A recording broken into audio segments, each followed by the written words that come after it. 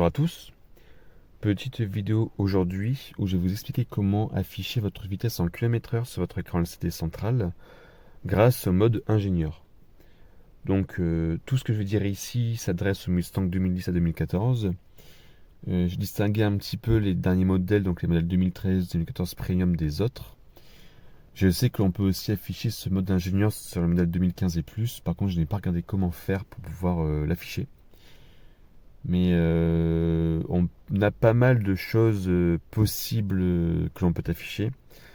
Il y en a clairement qui servent à rien. Même la plupart ne servent à rien en fait. Parmi ce que l'on peut afficher, par contre, il y a quand même quelques trucs sympas. Donc, je vais les montrer ici. Alors, comment faire pour pouvoir du coup rentrer dans ce mode? En fait, c'est vraiment pas dur.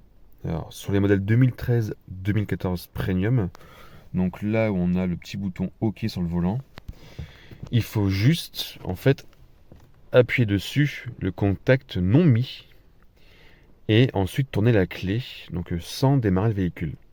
Donc là, moi, je pose le portable, je tourne ma clé, et quand j'ai tourné ma clé, j'attends un petit peu, toujours en appuyant sur le bouton, et dès qu'on rentre dans le mode, on lâche le bouton OK, sinon on va en sortir. Voilà.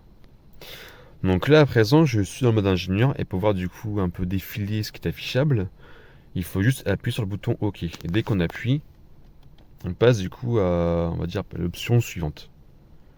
Hop. Donc il y a beaucoup de choses qui, comme j'ai dit, ne servent strictement à rien. Donc là, par exemple ça, moi je ne sais pas à quoi ça sert. Mais quand on se balade un petit peu dans le menu, on a certaines choses qui sont pratiques. Donc là ici, j'ai affiché Vehicle Speed en mph et là en km/h. Donc ça pour moi c'est un peu ce qui est le plus utile. Donc là moi je vais démarrer. Voilà, là j'ai démarré. Bon, je vais pas forcément me balader, mais là je lâche mon frein à main, boum, on voit que ça bouge, que ça augmente, ça... marche arrière pareil ça augmente. Donc ça fonctionne. Je remets le frein à main. Pareil je continue, là c'est sympa aussi, c'est le régime moteur, donc en numérique. Donc là je suis au ralenti, 850 tours à peu près. J'accélère un peu, ça marche aussi. Et après, il y a pas mal d'autres choses, mais clairement pour moi, ce sont les deux choses les plus utiles, enfin les trois choses si on prend aussi le mph. Tout le reste, bon, je pensais beaucoup d'informations pour peut-être des données plus techniques.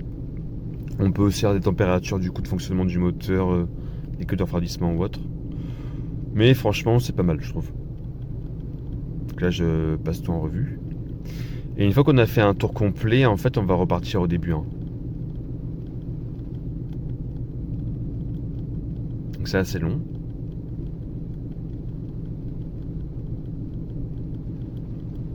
Voilà. Donc là, je repars au début.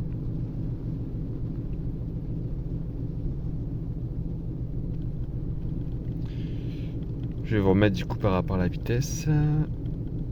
Voilà. Pour pouvoir en sortir, il n'y a pas 36 000 façons.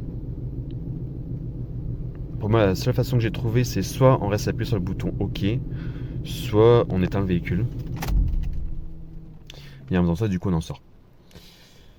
Pour les modèles, par contre, non premium, ou 2010-2012, apparemment, alors je ne suis pas sûr à 100%, mais j'ai vu qu'apparemment, il n'y avait pas le bouton OK, mais qu'on peut le faire avec le bouton Reset. Donc en restant appuyé sur le bouton Reset, c'est exactement le même mode opératoire et vous pourrez trouver exactement du coup les mêmes options affichables.